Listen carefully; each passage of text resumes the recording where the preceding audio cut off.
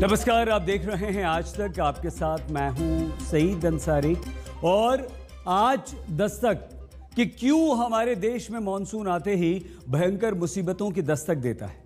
क्यों जिस बारिश का हम इंतजार करते हैं, क्यों वही बारिश हमारी आपकी जिंदगी पर धावा बोलने लगती है। क्यों हमारे देश का सिस्टम मॉनसून वाली बरसात के आगे ध्वस्त हो जाता है।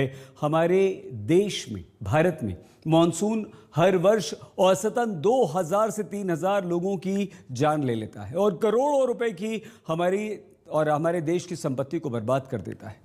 बाढ़, भूस्खलन, बादल फटने से देश के त्राही त्राही करने लगता है।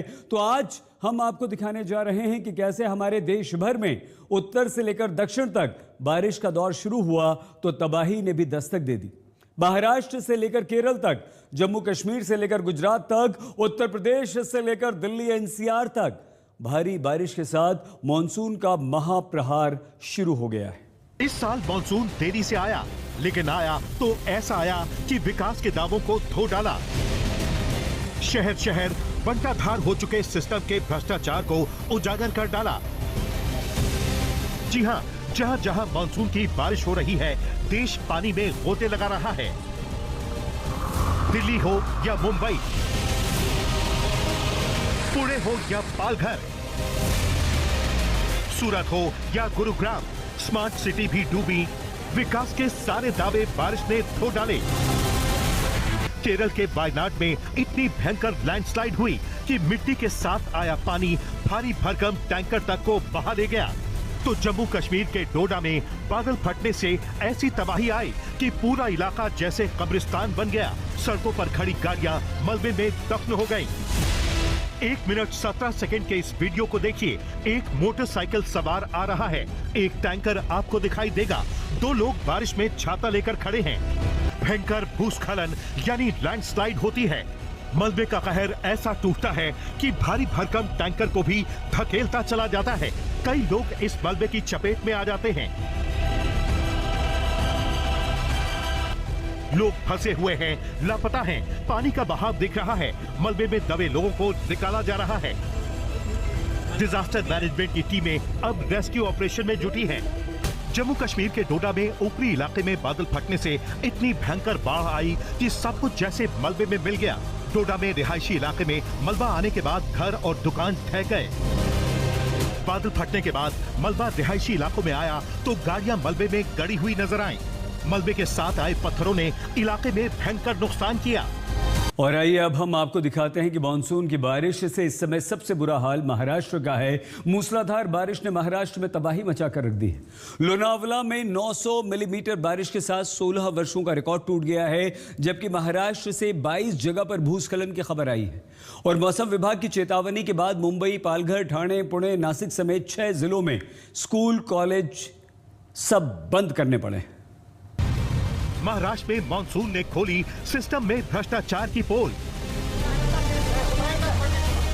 जिस मुंबई पुणे एक्सप्रेसवे पर लैंडस्लाइड ने मिसिंग लिंक के निर्माण पर सवाल उठा दिए और महाराष्ट्र सरकार को सुपर स्पीड से काम करवाकर एक्सप्रेसवे खोलना पड़ा, क्योंकि यहाँ सवाल बारिश से हुई लैंडस्लाइड का नहीं था, बल्कि 2 महीने पहले शुरू हुए मिसिंग लिंक और उसके उच्चतम क्वालिटी के काम के दावों का था। 6695 करोड़ की लागत से ये प्रोजेक्ट तैयार हुआ और एक ही बारिश में ढह गया। इस मुंबई पुणे एक्सप्रेसवे पर गाड़ियां तो फिर से दौड़ने लगी हैं, लेकिन अब स्मार्ट सिटी पुणे में मॉनसून से दुर्गति की तस्वीरें सामने आ रही हैं। स्मार्ट सिटी की सोसाइटीज में पानी भरा है, गाड़ियां पानी में गोते लगा रही हैं। लोग पानी में गोते लगाती स्मार्ट सिटी में सिस्टम कैसे ध्वस्त हो चुका है उसको कोस रहे हैं। लाइट गया, पानी पीने का पानी नहीं, कुछ नहीं, गाड़ियां खराब। अभी कल तो और हम किधर जाएंगे? हमारा घर ही इधर है, गांव हमारा 500 किलोमीटर दूर है। नदी का पानी ऊपर से आता है और वो सीधा वो ड्रेनेज लाइन में जाता है और ये सोसाइटी में आता है। This is faulty alignment. जितने भी यहाँ के सांसद है वो हर साल आते हैं, बताते कि हम नेक्स्ट ईयर में या धूप में अपन करेंगे, अभी बारिश में नहीं हो सकता है, लेकिन वो डायरेक्ट सीधा आते हैं तो नेक्स्ट बारिश में। तभी तक ये यहाँ पे कोई नहीं आता है, कोई आके देख के नहीं जाता है। और ये देखिए कैसे पुणे की बड़ी बड़ी सोसाइटीज में घरों के अंदर पानी घुस गया है। ये भी एक सोसाइटी है जहाँ घरों के अंदर से रेस्क्यू किया जा रहा है। बाकायदा रेस्क्यू टीमें ऑपरेशन चला रही हैं। इस वीडियो में देखिए कैसे पुणे की इस सोसाइटी का ग्राउंड फ्लोर पूरी तरह से पानी में डूबा हुआ है और इसमें सैकड़ों लोग फंसे हुए हैं। पालघर के वसई विरार और नाला सोपारा में जैसे सब कुछ डूब चुका है।